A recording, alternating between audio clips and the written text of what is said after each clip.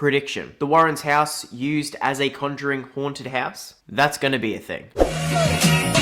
Hello, welcome to my review of Annabelle Comes Home. My name's Jake Mellor, and before we get started, if you haven't already, hit that subscribe button down below. So Annabelle Comes Home. This is the third installment in the Annabelle franchise, the seventh film in the Conjureverse, and I guess kind of a Conjuring 2.5. So this film kind of takes all the Conjuring films and stories and combines them as kind of a demonic Avengers team up. And let me just start by saying I enjoyed this film. Granted, it's not as good as Annabelle Creation, but it's much better than the original Annabelle. And overall, it was a really enjoyable film. It was funny, it had some really good jump scares. The Warrens, although they're not in a lot of the film, they kind of have become the Blues Brothers meets the Men in Black of the church. Bashing down doors. The power of Christ compels you. Mr. Warren, you can't do that yet. We need permission from the church. I don't need approval from the church. I'm gonna do it myself. What are you gonna do with the doll? You don't have to worry about that no more, dear.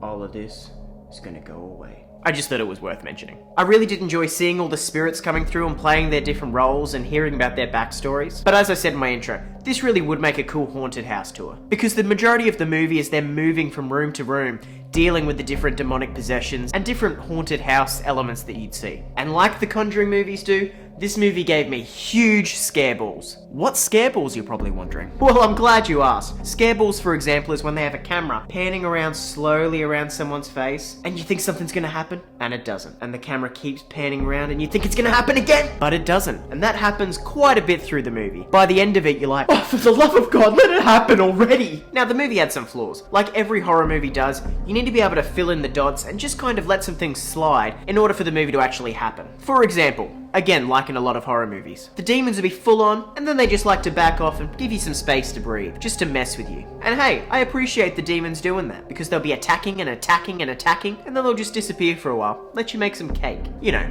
regroup. And the resolution did seem a little bit rushed. But I'd say it was probably the most intense of the Conjuring films, which is probably because of the lack of story. They were able to push the film forward without having a lot of background story. Okay, so the moment you've been waiting for. For quality, I'm gonna go a 6. It was your average horror film. It was good. The Conjuring films are getting very formulaic. This was probably the least formulaic of all of them, which I enjoyed. Speaking of enjoyment, I enjoyed it probably about an 8. I love horror films, I love demonic things, I love theories and weird stuff like that, so that's why it's so high for me. And I'm starting to feel a bit invested in the characters. So let me know your thoughts down below, guys. If you've seen the film, comment down below. No spoilers, of course, but let me know what you thought of the film. Let me know how it ranks in all the Conjuring films. And speaking of ranking, I'm going to be ranking all the Conjuring films myself, and that's going to be coming out shortly. So if you haven't yet, hit that subscribe button, turn on notifications, stay up to date to all the things that I'm doing. I'm making a lot of content, and some of it is average. So make sure to check out my other stuff on the channel. And if you are already subscribed, thanks for being here. I appreciate all of you. Thank you so much again, guys, for watching this review. And as always, work hard